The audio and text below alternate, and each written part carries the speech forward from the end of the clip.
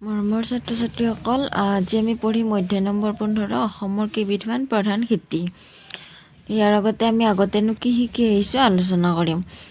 তো আমি আগতে কি শিকি আহিছোঁ যে মানুহে আহাৰ উদ্ভিদৰ পৰাই পায়। চাউল, দাইল, শাক পাচলি, ফল মূল, মিঠাতেল, চেনি ইত্যাদি মানুহৰ খাদ্যবোৰ বেলেগ বেলেগ উদ্ভিদৰ পৰা হয়। কপাহ গছৰ গুটিৰ পৰা কপাহী সূতা তৈয়াৰ কৰা হয়। তো আজি আমি আলোচনা কৰিম মানুহে দৰকাৰী উদ্ভিদৰ খেতি কৰে।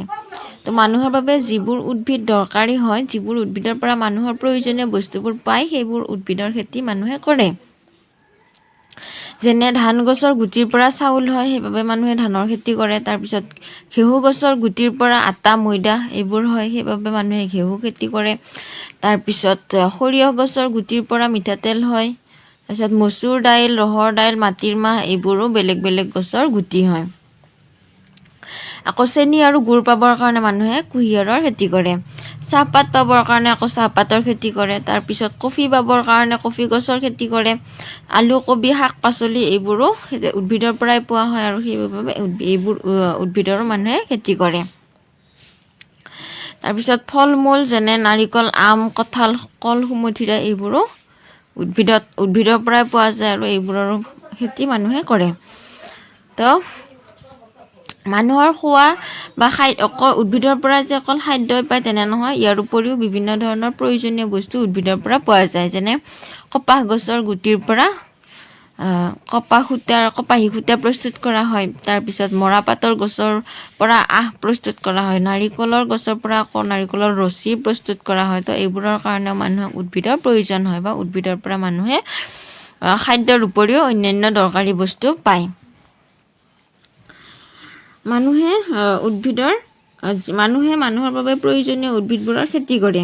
খেতি কেনেকৈ কৰে? যে যিবোৰ উদ্ভিদৰ গুটি বা উদ্ভিদৰ অংশ কিছুমান মানুহে মাটি চহাই তাত নতুনকৈ গজায় আৰু এনেদৰে নতুনকৈ গজোৱাকে খেতি কৰা বুলি কোৱা হয়।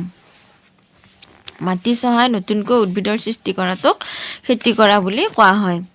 তো এতিয়া আমি পঢ়িম সকলো গছৰ খেতি সকলো ঠাইতে নহয়। সকলো ঠাই আৰু জলবায়ু যিকোনো গছৰ খেতিৰ বাবে উপযোগী নহয়। কিছুমান গছৰ খেতি গৰম বা সেমেকা জলবায়ুত হয় আৰু আন কিছুমান গছৰ খেতি ঠাণ্ডা ঠাইত হয়। ধান গছৰ খেতি সাধাৰণতে সমান মাটিত কৰিব লাগে আৰু আন কিছুমান গছৰ খেতি পাহাৰীয়া ঠাইত ভাল হয়। যেনে চাহপাত পাহাৰীয়া ঠাইত বা পানী জমা নোহোৱা ঠাইত ভাল হয়।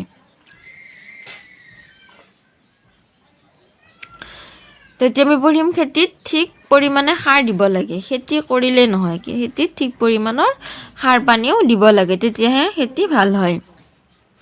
গছে মাটিৰ পৰা সাৰ পানী শুহি লয় আৰু ঠিকমতে সাৰ পালেহে গছডাল বাঢ়িব পাৰে। সাৰ নাপালে গছ বাঢ়িব নোৱাৰে। কিছুমান গছ আকৌ বালিয়া মাটিত ভালকৈ হয় আৰু আন কিছুমান গছ পলসুৱা মাটিতহে ভাল হয়। সকলো গছকে কম বেছি পৰিমাণে বিভিন্ন পৰিমাণত সাৰ পানীৰ প্ৰয়োজন হয়। সেইবাবে সকলো ঠাইতে সকলো খেতি ভাল নহয়। এবিধ সাৰ খেতিয়কে নিজে তৈয়াৰ কৰি ল'ব পাৰে। যেনে পচন সাৰ, হয়নে? গছৰ ডাল পাত পেলনীয়া জাবৰ জোথৰ মাটিত পুতি থ'লে সেইবোৰ পচি সাৰ হয় আৰু এনে সাৰক পচন সাৰ বোলে।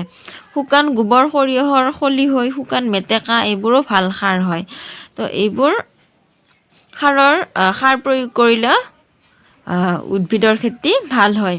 ইয়াৰ উপৰিও জৈৱিক সাৰ যিবোৰ ঘৰতে প্ৰস্তুত কৰা হয় সেইবোৰক জৈৱিক সাৰ বোলে। আৰু যিবোৰ দোকানৰ পৰা কিনি অনা হয় সেইবোৰক ৰাসায়নিক সাৰ বোলে। সেইবোৰ কাৰখানাত প্ৰস্তুত কৰা হয়। আৰু ৰাসায়নিক সাৰ সাধাৰণতে আৰু জোখমতেহে খেতিত দিব লাগে, কিন্তু তাতকৈ বেছিকৈ দিলেও খেতি অনিষ্ট হয় বা কমকৈ দিলেও খেতিত তাৰ প্ৰভাৱ নপৰে। কেতিয়াবা কিছুমান খেতিত বেমাৰো হয় বা পোকে খাই খেতিৰ গছৰ গুটিবোৰ নষ্ট কৰে বা কেতিয়াবা শিপাও পোকে খায়। পোক পৰুৱা এইবোৰে শিপাত বা গছৰ ডালত হওক বা গুটিত হওক খাই খেতি নষ্ট কৰে। সেইবাবে পোক পৰুৱা নোহোৱা হ'বৰ কাৰণেও কিছুমান ঔষধ দিয়া হয়। বা কেতিয়াবা খেতিত ভেঁকুৰেও ধৰে, তেতিয়াহ'লে সেই ভেঁকুৰ মাৰিবৰ কাৰণেও জোখমতে ঔষধ দিয়া হয়। আৰু খেতিত থকা এইবোৰ পোক পৰুৱাবোৰ চৰাই চিৰিকটিয়েও খাই খেতিয়কক সহায় কৰে। তো ইয়াৰ পিছৰ ভিডিঅ'ত আমি অসমৰ কেইবিধমান প্ৰধান খেতিৰ বিষয়ে আলোচনা কৰিম।